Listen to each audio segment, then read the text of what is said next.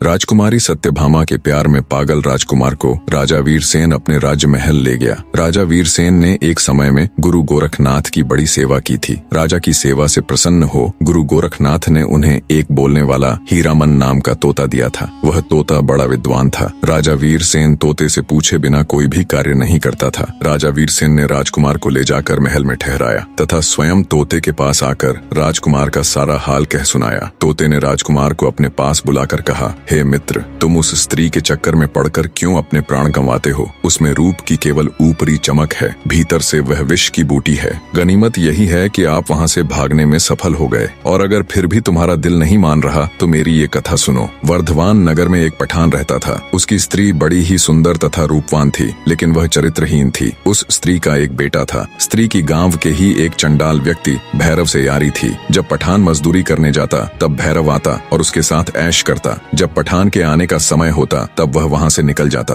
एक दिन उस स्त्री का लड़का ये सब देख लेता है और सारा हाल अपने पिता पठान के आने पर उसे कह देता है। पठान को जब ये बात मालूम हुई तो वह जल उठा। गुस्से में उसने अपनी उस स्त्री को खूब मारा पीटा। एक दिन पठान मजदूरी करने गया हुआ था। तभी भैरव उसके पास आया और पूछने लगा, क्या बात है, आज तुम बहुत उदास दिख रही हो? स्त्री बोली, मेरे बेटे ने तुम्हारे और मेरे ऐशो आराम का सारा हाल देख लिया और अपने पिता से कह दिया। अब मेरा पति मुझे बहुत मारता पीटता है। भैरव कुछ सोचते हुए बोला, अपने बेटे का गला घोंट कर मार डाल ताकि तेरे हृदय का दुख समाप्त हो जाए। अपने आशिक की बात सुन उस स्त्री ने कामदेव के वशीभूत होकर अपने बेटे को मार डाला। जब पठान मजदूरी करके वापस आया तो वह चिल्ला चिल्ला कर पुकारने लगी, कोई बचाओ, इस जालिम ने मेरे लाल को मार डाला, हाय मेरा लाल। स्त्री का चिल्लाना सुनकर मोहल्ले के बहुत से लोग दौड़ कर आए और पूछा, क्या हुआ? तब उस मक्कार स्त्री ने कहा, मेरा लड़का एक पैसे के लिए जिद कर रहा था, इसलिए इस निर्दयी ने गुस्से में आकर उसे जान से मार डाला। यह बात सुनकर चौकीदार दोनों को राजा के पास ले गया। औरत ने राजा के समक्ष भी यही बात कही।